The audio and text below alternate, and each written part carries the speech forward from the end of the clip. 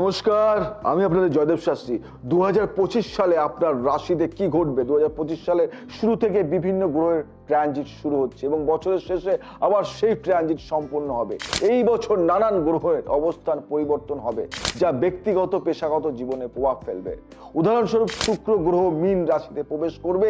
এটি জাতক জাতিকাদের ব্যক্তিগত সম্পর্ক ও জীবনযাত্রায় ইতিবাচক প্রভাব ফেলবে।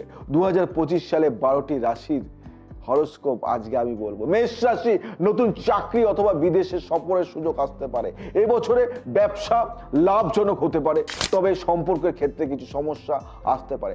বৃষ রাশি, নতুন পেশার প্ল্যান থাকলে উঠে পড়ে লাগুন। এই বছর নতুন ভাবে আয় বাড়ানোর সুযোগ থাকবে।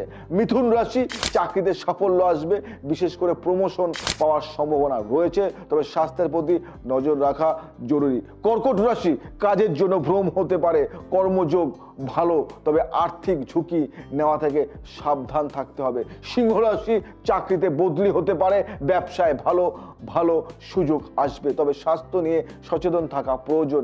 এবছর বাইরের খাবার এড়িয়ে চলুন। কন্যা রাশি, কেরিয়ারের নতুন সুযোগ আসবে এবং আর্থিক উন্নতি হবে, তবে পরিবারের কিছু স্বাস্থ্য সমস্যা হতে পারে।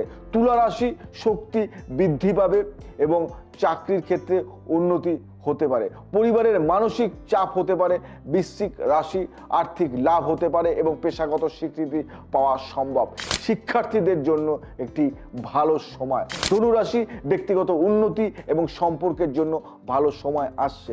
মকর রাশি, উত্থান পতন হতে পারে, তাই পেশাগত এবং ব্যক্তিগত দায়িত্ব সঠিকভাবে সামলানো উচিত। কুম্ভ রাশি, পেশাগত সফলতা এবং ভ্রমণের সুযোগ রয়েছে, কাজ ও স্বাস্থ্য নিয়ে সতর্ক থাকতে হবে। মীন রাশি, ব্যক্তিগত জীবনে পরিবর্তন আসতে পারে, নতুন সুযোগের জন্য প্রস্তুত থাকুন।